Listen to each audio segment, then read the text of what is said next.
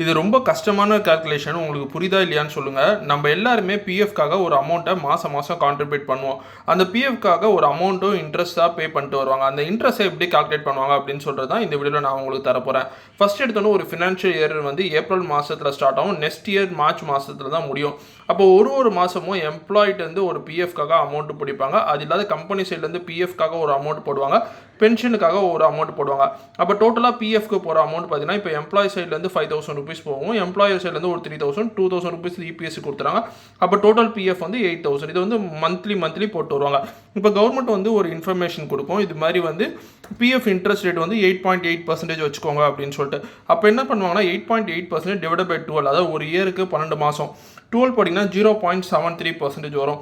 அப்போ ஏப்ரல் மாதம் மட்டும் எடுத்துகிட்டு ஏப்ரல் மாதத்துக்கு எப்பொழுதுமே 0% இன்ட்ரெஸ்ட் மட்டும் தான் பே பண்ணுவாங்க. ஸோ 8000 மட்டும் தான் வரும்.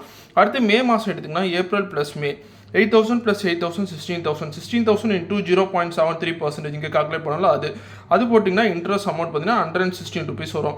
அதே மாதிரி ஜூன் மாதத்துக்கு எடுப்பாங்க. இப்போ ஜூன் மாதம்னா 3 மாதத்தையும் ஆட் பண்ணால் 24,000 வரும். 24,000 into 0.73% போட்டால் 175 ருபீஸ் வந்து இன்ட்ரெஸ்ட் அமௌண்ட்டாகவும் வரும். இது மாதிரி ஒரு மாதத்துக்கும் எடுத்து கால்குலேஷன் பண்ணி அதுதான் வந்து உங்களுக்கு பிஎஃப்க்கு இன்ட்ரெஸ்ட் அமௌண்ட்டாக வந்துட்டு இருக்கு.